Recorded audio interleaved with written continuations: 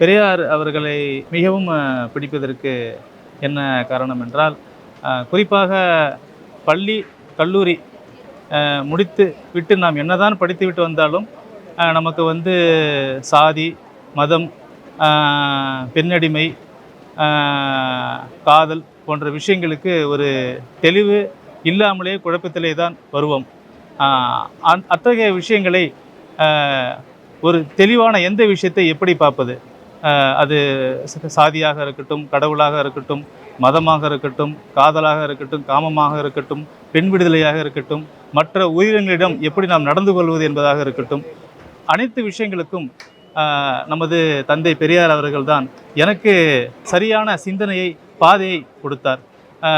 அந்த வகையிலே எனக்கு அவரை மிகவும் ரொம்ப பிடிக்கும். இன்று நம் வீட்டுக்குள்ளேயே நம் அக்கா, தங்கை, நம்ம அம்மா, நம்ம நடந்துக்கிற விதம், அவரோட பழகிற விதம் எல்லாமே பார்த்தீங்கன்னா டிஸ்டன்ஸோடு தான் இருக்கும். இன்றைக்கி நான் அவங்களோட டிஸ்டன்ஸ் இல்லாமல் என்னுடைய சக உயிரினமாக அவங்கக்கிட்ட வீட்டுக்குள்ளேயே பழகிறதுக்கு ஐயா தான் காரணம். என்னுடைய இணையர் அவர்களிடம் நாம் எப்படி நடந்துக்கணும் அவங்கக்கிட்ட அப்படின்றது எனக்கு அவர்கிட்ட ரொம்ப பிடிச்ச சொன்னது.